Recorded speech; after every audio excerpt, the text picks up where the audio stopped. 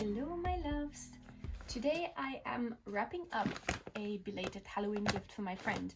This was actually supposed to be a Christmas present, but I have a bunch of little Christmas presents, and so I figured I'd give her this one for Halloween, because otherwise I will have to drag all of these gifts over to her place at Christmas.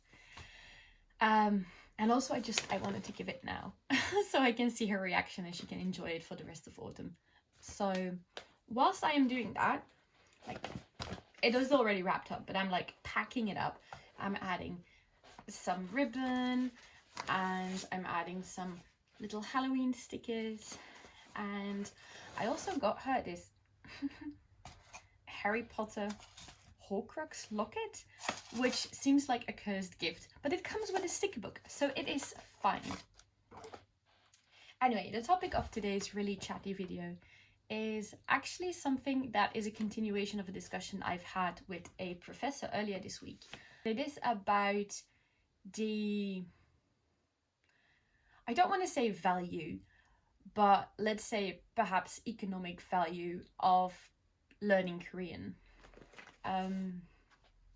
Because one of the questions I get super often on my Instagram, over on my Instagram, which is linked down below if you're curious, is should I study Korean? Should I pick up Korean, or should I go and take Korean at university?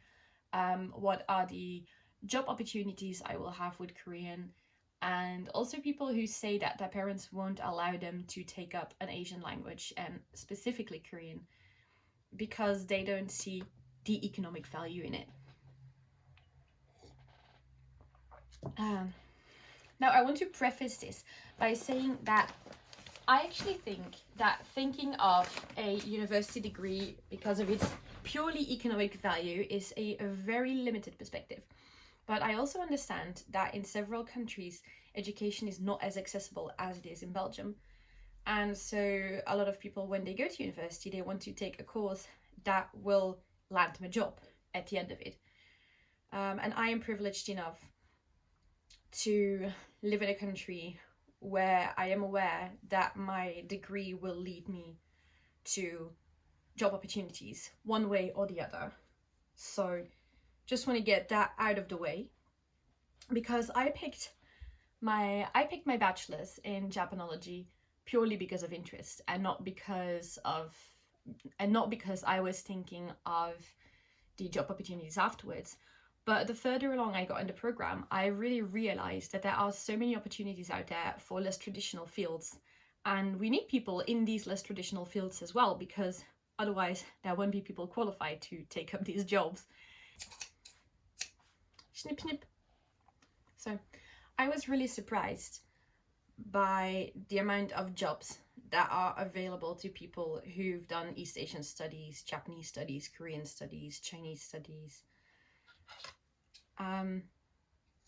And so whilst I completely understand parents' concern that their children are taking on a field of study that in their eyes seems rather unproductive, I do think it is a little bit misguided to think that just because it is a less well-known field of study, that it is a unworthy field of study.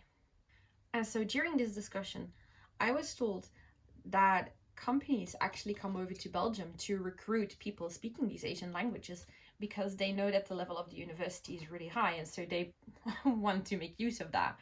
I need tape.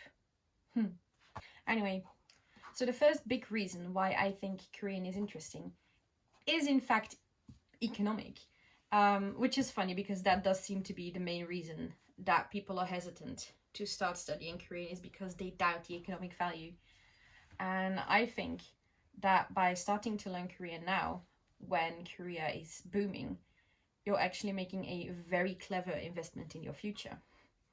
So if your parents won't allow you to study Korean, tell them I said that there is so much economic value in it, and that contrary to what they expect, by studying Korean, you're actually setting yourself up for a very, very successful future.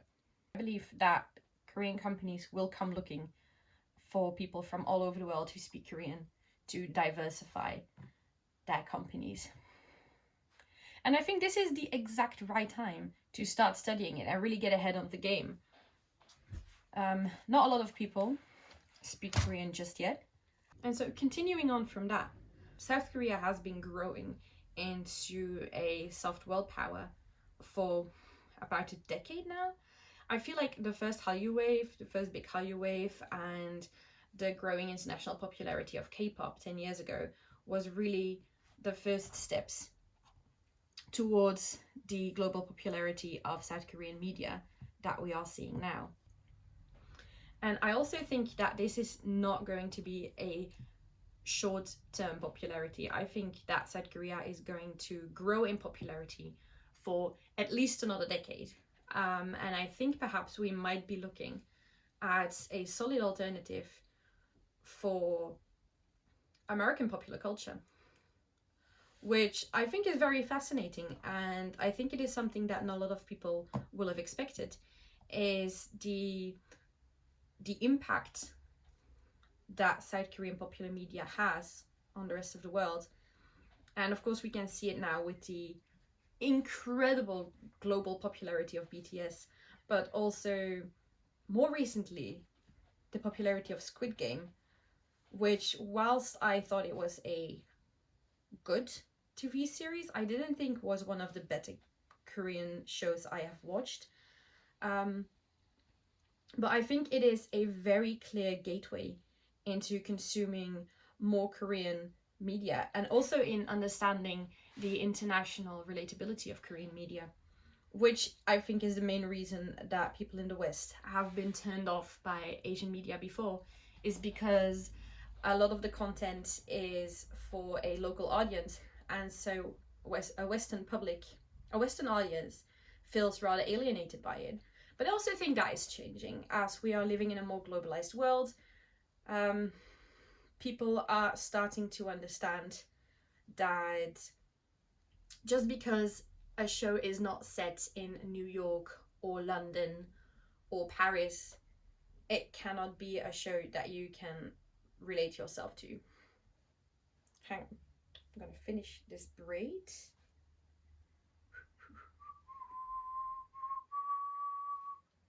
I kind of want to burn the ends so that it's really nice and firm, but I'm also afraid I will just set this thing on fire.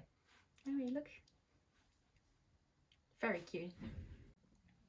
And so I get a lot of questions of people asking me, oh, James, what can you do with Korean after graduating?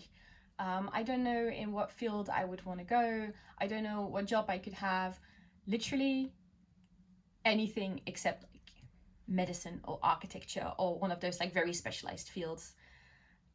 Most international companies will be interested in you because you know Korean, and they will offer you in-company training for everything else.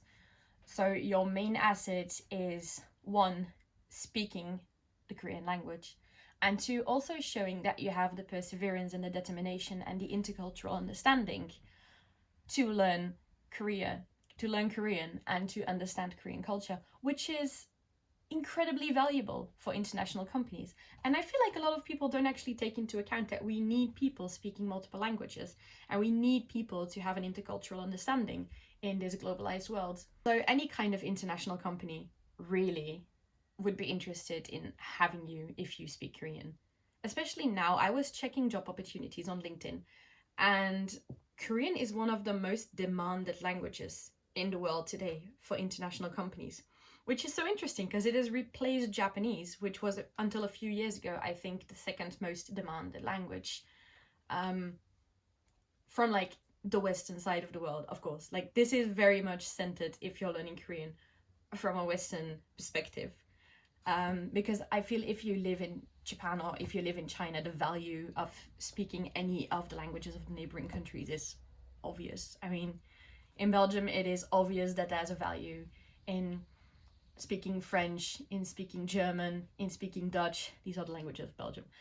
In English, because that is the global language. Anywho, if you would like me to make a video that is very specifically about job opportunities for foreign language speakers, then let me know and I will gladly make one, because I have so many feelings and so many thoughts about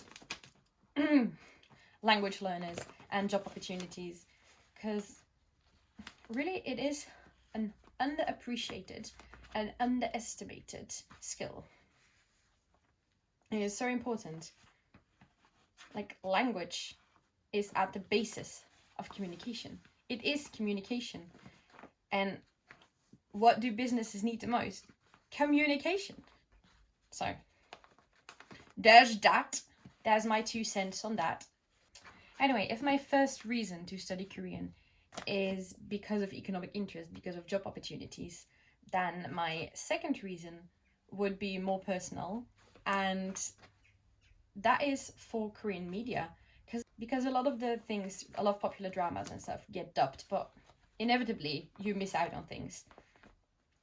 The most obvious example of this was, again, Squid Game. And there's this one girl I follow on TikTok, I think, and she made a video about all the translation issues within the show and on how many things you are missing out when you don't speak Korean. And of course, it doesn't need to stop you from consuming Korean media.